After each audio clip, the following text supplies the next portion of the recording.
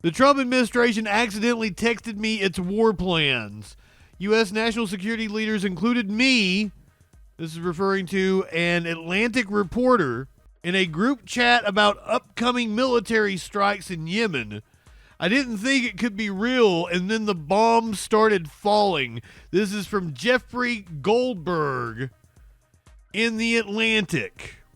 I recognize that this conversation possessed a high degree of verisimilitude. The text, in their word choice and arguments, sounded as if they were written by the people who purportedly sent them, or by a particularly adept AI text generator. I was still concerned that this could be a disinformation operation or a simulation of some sort, and I remain mystified that no one in the group seemed to have noticed my presence. But if it was a hoax, the quality of mimicry and the level of foreign policy insight were impressive. Under the previous administration, we looked like fools. This is serious business here. According to Pete Hegseth, the last administration had us looking like fools. Did you know that? Had us looking like fools, he says. Under the previous administration, we looked like fools.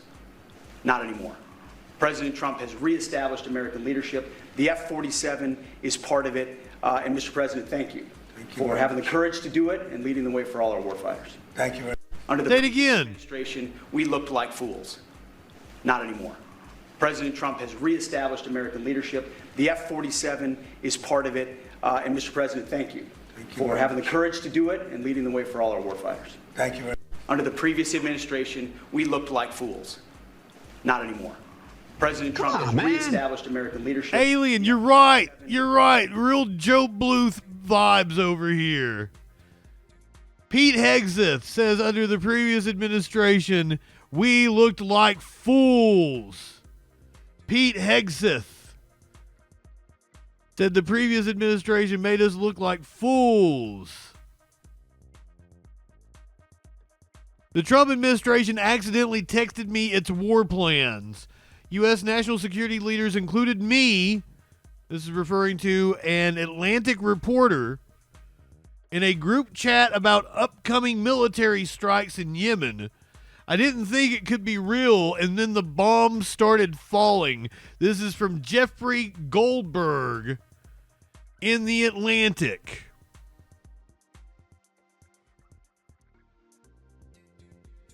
The world found out shortly before 2 p.m. Eastern Time on March 15th that the United States was bombing Houthi targets across Yemen. I, however, knew 2 hours before the first bombs exploded that the attack might be coming. The reason I knew this is that Pete Hegseth, the Secretary of Defense, had texted me the war plan at 11:44 a.m. The plan included precise information about weapons packages, targets, and timing. This is going to require some explaining. The story technically begins shortly after the Hamas invasion of southern Israel in October of 2023. Oh my God! What? Even this is about October 7th. What? He condemn. The Houthis, an Iran-backed terrorist organization whose motto is God is great, death to America, death to Israel, curse on the Jews, victory to Islam, soon launched attacks on Israel and on international shipping, creating havoc for global trade throughout 2024. That's Atlantic reporter Jeffrey Goldberg, which, the name. You're being a little biased there about what the Houthis are doing, what they're protesting, why they're attacking shipping containers. They are attacking shipping vessels in protest of the Israeli genocide in Gaza. We'll get to that. Throughout 2024, the Biden administration was ineffective in countering these Houthi attacks. The incoming Trump administration promised a tougher response. This is where Pete Hegseth and I come in. On Tuesday, March the 11th, I received a connection request on Signal from a user identified as Michael Waltz. Signal is an open-source encrypted messaging service popular with journalists and others who seek more privacy than other text messaging services are capable of delivering. I assumed that the Michael Waltz in question was President Donald Trump's national security advisor. I did not assume, however, that the request was from the actual Michael Waltz. I have met him in the past, and though I didn't find him particularly strange, I didn't find it particularly strange that he might be reaching out to me, I did think it somewhat unusual given the Trump administration's contentious relationship with journalists and Trump's periodic fixation on me specifically. It immediately crossed my mind that someone could be masquerading as Waltz in order to somehow entrap me. It is not at all uncommon these days for nefarious actors to try to induce journalists to share information that could be used against them. I accepted the connection request, hoping that this was the actual national security advisor and that he wanted to chat about Ukraine or Iran or some other important matter. 2 days later, Thursday at 4:28 p.m., I received notice that I was to be included in a Signal chat group. It was called the Houthi PC Small Group.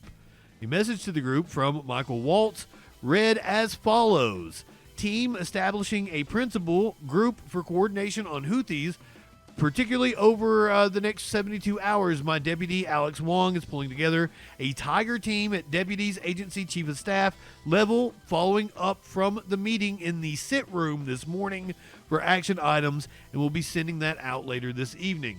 The message continued: please provide the best staff, POC, people of color, from your team for us to coordinate with over the next couple of days and over the weekend. Thanks. The term Principals Committee, maybe that's it, generally refers to a group of the senior-most national security officials, including the Secretaries of Defense, State, and the Treasury, as well as the Director of the CIA. It should go without saying, but I'll say it anyway, that I have never been invited to a White House Principals Committee meeting, and that, in my many years of reporting on national security matters, I never heard of one being convened over a commercial messaging app. 1 minute later, a person identified only as MAR, the Secretary of State, is Marco Antonio Rubio, wrote, Mike Needleham for State, apparently designating the current counselor of the State Department as his representative. The same moment, a Signal user identified as J.D. Vance wrote, Andy Baker for VP. 1 minute after that, TG, presumably Tulsi Gabbard, the Director of National Intelligence or someone masquerading as her, wrote Joe Kent for DNI. 9 minutes later, Scott B., apparently Treasury Secretary Scott Bessent, or someone spoofing his identity, wrote Dan Katz for Treasury. A user called Pete Hegseth wrote Dan Caldwell for DOD. Brian wrote Brian McCormick for NSC. One more person responded, John Ratcliffe. The name of the CIA official to be included in the group. I'm not publishing that name because that person is an active intelligence officer. Oh my God. Well, I mean, you were more careful with that information than the White House. The principals had apparently assembled. In all, 18 individuals were listed as members of this group, including various national security officials. Steve Witkoff, President Trump's Middle East and Ukraine negotiator. Susie Wiles, the White House Chief of Staff, and someone identified only as SM, which I took to stand for Stephen Miller. I appeared on my own screen only as JG.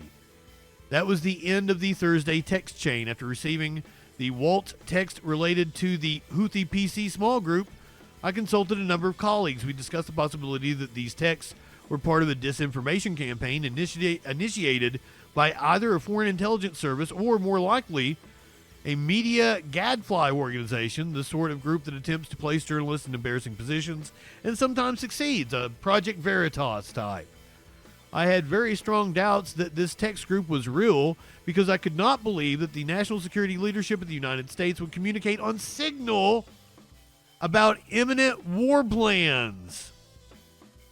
I also could not believe that the national security advisor to the president would be so reckless as to include the editor-in-chief of The Atlantic in such discussions with senior U.S. officials, up to and including the vice president. The next day, things got even stranger. At 8:05 a.m. on Friday, March 14th, Michael Waltz texted the group, "Team, you should have a statement of conclusions with taskings per the president's guidance this morning in your high side inboxes." High side in government parlance refers to classified computer and communication systems. State and DOD, we developed suggested notification lists for regional allies and partners. Joint staff is sending this AM a more specific sequence of events in the coming days. At this point, a fascinating policy discussion commenced.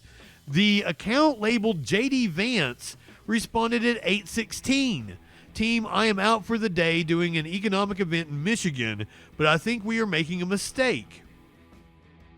Vance was indeed in Michigan that day.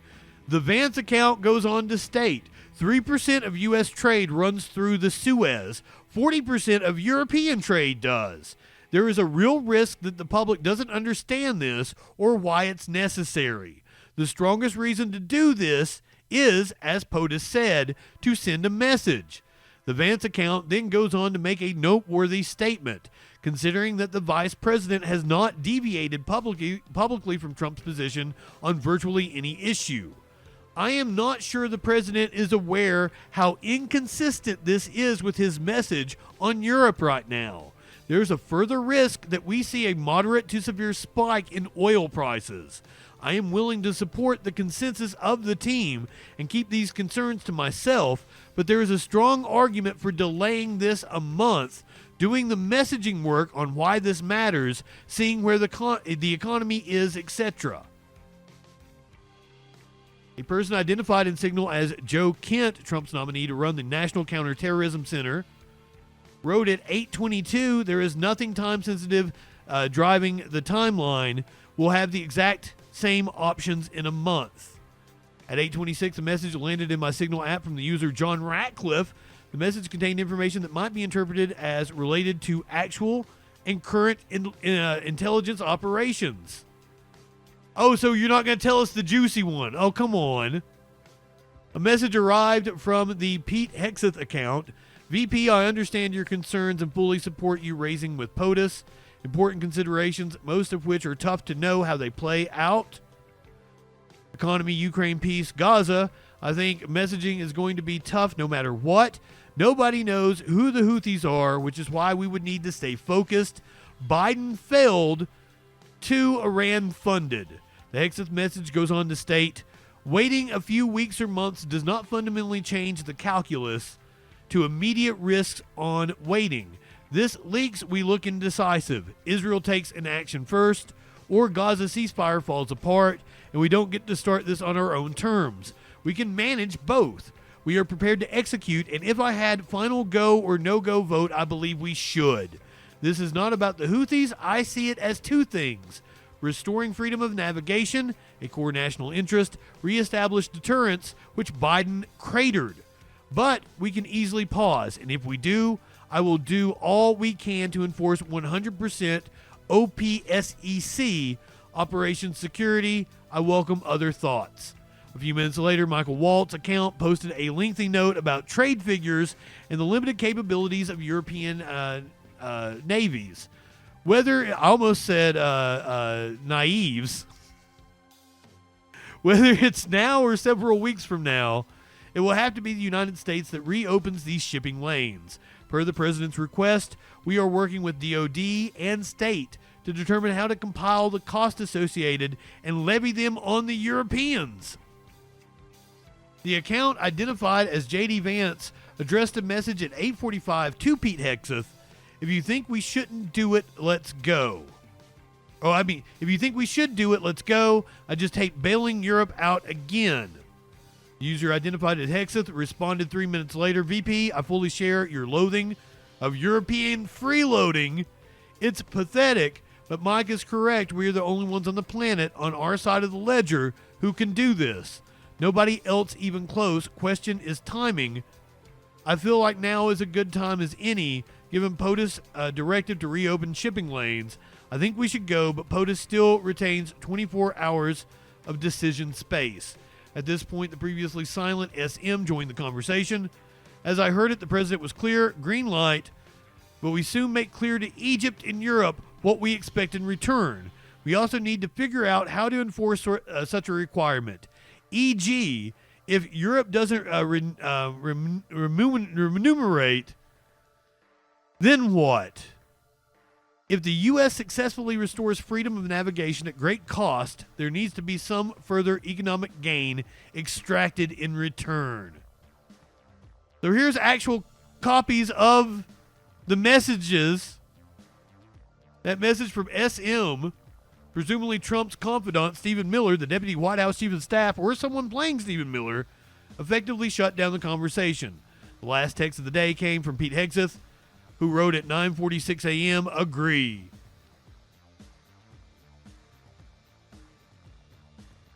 After reading this chain, I recognize that this conversation possessed a high degree of... It's been a while since we've had to look up a word. Verisimilitude? Verisimilitude. Verisimilitude. The quality of appearing to be true or real. Verisimilitude. Verisimilitude. The word of the day is... Verisimilitude. I recognize that this conversation possessed a high degree of verisimilitude. The text, in their word choice and arguments, sounded as if they were written by the people who purportedly sent them, or by a particularly adept AI text generator. I was still concerned that this could be a disinformation operation or a simulation of some sort, and I remain mystified that no one in the group seemed to have noticed my presence.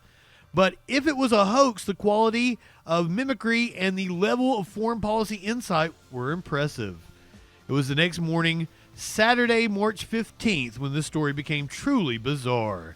At 11:44 a.m., the account labeled Pete Hegseth posted a signal, a team update. I will not quote from this update or from certain other subsequent texts. The information contained in them, if they had been read by an adversary of the United States, could conceivably have been used to harm American military and intelligence personnel, particularly in the broader Middle East, Central Command's area of responsibility. What I will say, in order to illustrate the shocking recklessness of the signal conversation, is that the Hegseth post contained operational details of forthcoming strikes on Yemen, including information about targets, weapons the U.S. would be deploying, and attack sequencing. The only person on reply to the update from Hegseth was the person identified as the vice president. I will say a prayer for victory, Vance wrote. Two other users subsequently added prayer emojis. According to the lengthy Hegseth text, the first detonations in Yemen would be felt 2 hours hence at 1:45 p.m. Eastern Time. So I waited in my car in a supermarket parking lot. The signal chat was real, I reasoned. Houthi targets would soon be bombed. At about 1:55, I checked X and searched Yemen. Explosions were then being heard across Sana'a, the capital city. I went back to the signal channel at 1:48. Michael Waltz had provided the group an update. Again, won't quote from the text except to note that he described the operation as an amazing job. A few minutes later, John Ratcliffe wrote a good start. Not long after, Waltz responded with 3 emoji, a fist, an American flag, and fire. Others soon joined in, including MAR, who wrote, "Good job, Pete and your team," and Susie Wiles, who texted, "Kudos to all," and particularly those in theater and sitcom. "Really great, God bless." Steve Witkoff responded with 5 emoji, 2 hands praying, a flexed bicep, and 2 American flags. TG responded, "Great work and effects." The after-action discussion included assessments of damage done, including the likely death of a specific individual. The Houthi-run Yemeni Health Ministry reported that at least 53 people were killed in the strikes, a number that has not been independently verified. Under the previous administration, we looked like fools. Under the previous administration, we looked like fools. Under the previous administration, we looked like fools. Under the previous administration, we looked like fools. Under the previous administration, we looked like fools. Under the previous administration, we looked like fools.